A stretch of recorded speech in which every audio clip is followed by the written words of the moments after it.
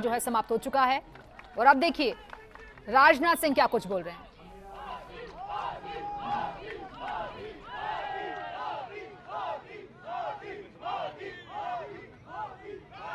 भारत सरकार के मंत्री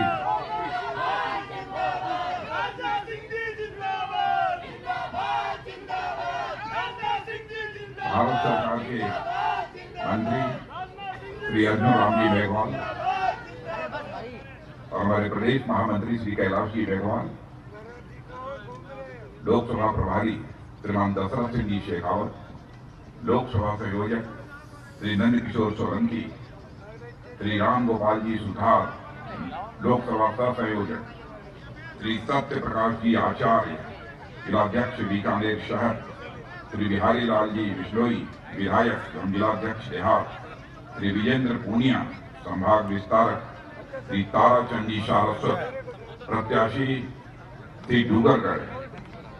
ये प्रत्याशी रह चुके पूर्व प्रत्याशी इस सभा में मौजूद मेरे सभी सम्मानित बहनों एवं भाइयों। वैसे बीकानेर में तो कई बार मैं सार्वजनिक सभाओं को संबोधित कर चुका हूं, लेकिन शायद इस स्थान पर इसके पहले मैं कभी नहीं आया, पहली बार आया। फिर भी आप लोगों ने तालियां बजाकर स्वागत किया है, कमाल है। पहली बार आया हूं फिर भी आपने तालियां बजाकर स्वागत किया।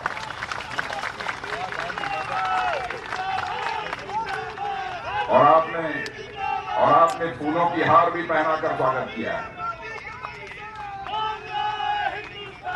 आपने फूलों की हार भी पहनाकर स्वागत किया है। और बहनों भाइयों, आप जानते हैं भारत की परंपरा है और शिष्टाचार का तकाजा भी है। स्वागत और सलाम दुआ कभी एक तरफा नहीं होना चाहिए। इसलिए मैं भी अपनी तरफ से आप सभी बहनों भाइयों का हार्दिक अभिनंदन करता हूं, आप सभी का मैं स्वागत करता हूं। ये आज आपके बीच आया हूं, श्रेष्ठ महापुरुषों की धरती है। यह बहुत बड़े महर्षि कपिल मुनि की धरती है, जहां से की सांख्य दर्शन का शुभारंभ हुआ। सांख्य दर्शन भारत की जितने भी दर्शन हैं उनमें एक महत्वपूर्ण दर्शन है, और इस दर्शन में विश्वास रखने वाले और इस दार्शनिक अवधारणा को अपने जीवन में अपनाकर आगे बढ़ने वालों की एक बहुत बड़ी तादाद हमारे हिंदुस्तान में, भारत में ही नहीं बल्कि सारी दुनिया में। ऐसी तपस्वियों की, बहादुरों की धरती बीकानेर को भी मैं शीश झुकाकर प्रणाम करता हूं। और बहनों भाइयों, आज मैं आपके बीच आया हूं अर्जुन राम जी मेघवाल के लिए आया। अर्जुन राम जी मेघवाल का मैं समझता हूं कि आपसे परिचय कराने की मुझे कोई जरूरत नहीं है।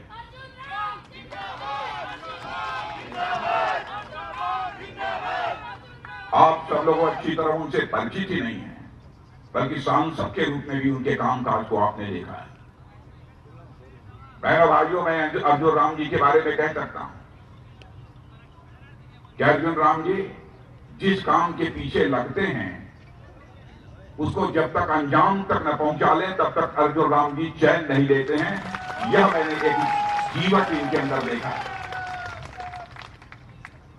भारत की संसद में भी इन्हें अपनी भूमिका का निर्वाह करते हुए हमने देखा है। मैंने संसद में वह घड़ी भी देखी है जब दूसरी राजनीतिक पार्टियों के नेता गड़बड़ करने लगते हैं, तो उस समय लोगों को समझाना, ठीक तरीके से संसद में शांति को कायम रखने के लिए उनको प्रेरित करने का काम यदि कोई करता है तो अर्जुन राम जी मेघवाल करते हैं। तो बहनों भाइयों, कैसे आपके योग्य प्रत्याशी के लिए मैं अपील करने के लिए आया। सब मिला जुला कर यदि मुझे कहना हो तो मैं कह सकता हूं आपका प्रत्याशी 15 कैरेट 18 कैरेट का नहीं है, आपका प्रत्याशी 24 कैरेट का है। बहनों भाइयों, 24 कैरेट का आपका प्रत्याशी।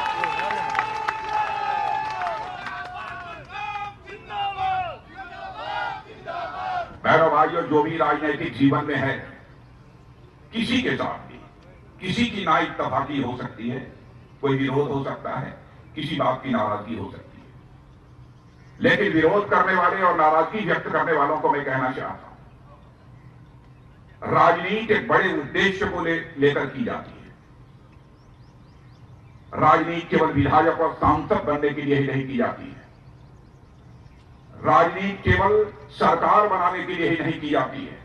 राजनीति की जाती है बहनों भाइयों तो देश बनाने के लिए राजनीति की जाती है, राष्ट्र बनाने के लिए राजनीति की जाती है।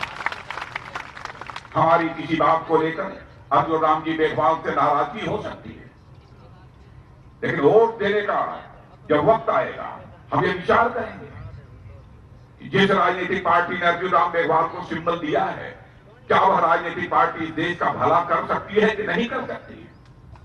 हम इस बड़े लक्ष्य को सामने रखकर हम अपना मतदान करेंगे। यही बड़प्पन है मेरे बहनों भाइयों, और मैं जानता हूं यह बड़प्पन बीकानेर के लोगों के खून में है। इसलिए मैं आप लोगों से मैं कहने आया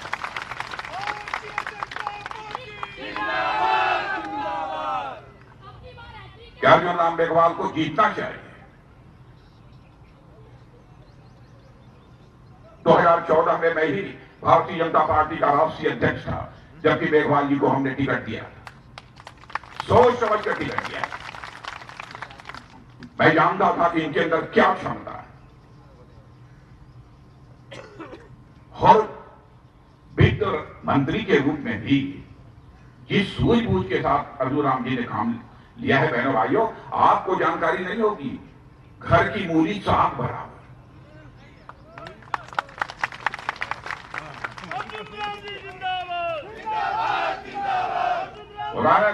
घर की जो मुर्गी होती है उसको लोग कहते हैं साग पर, उसकी अहमियत लोगों को समझ में नहीं आती।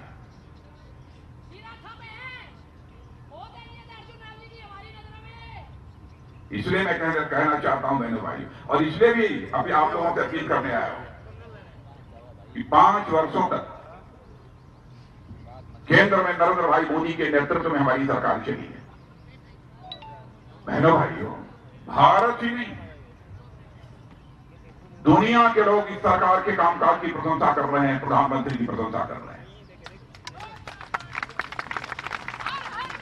और आजाद भारत के इतिहास में पहली बार ऐसा हुआ है कि विश्व में सर्वाधिक तेजी से आगे बढ़ने वाली अर्थव्यवस्था भी किसी देश की है तो हमारे और आपके देश के भारत की हो गई है बहनों भाइयों, पहली बार ये होगा। और यही हमारा भारत 2014 में दुनिया के टॉप के 10 देशों में 9वें स्थान पर खड़ा था, लेकिन नरेंद्र भाई मोदी ने वह कई स्वाई काम किया है कि बहनों भाइयों हमारा यही भारत जो 2014 में दुनिया के टॉप के 10 देशों में 9वें स्थान पर खड़ा था, जंप लेकर आज वह 6वें स्थान पर पहुंच गया है। और मैं आपको यह यकीन दिलाकर जाना चाहता हूं, कुछ ही महीनों के बाद हमारा भारत दुनिया के टॉप 10 देशों में 5वें स्थान पर होगा। और मेरी बात सुन लेना और इसको नोट कर लेना मेरे नौजवानों, 2030-2031 आते आते यही हमारा भारत दुनिया के 3 धनवान देश, ताकतवर देश रूस, चीन और अमेरिका, उनमें से एक देश को पीछे छोड़कर हमारा भारत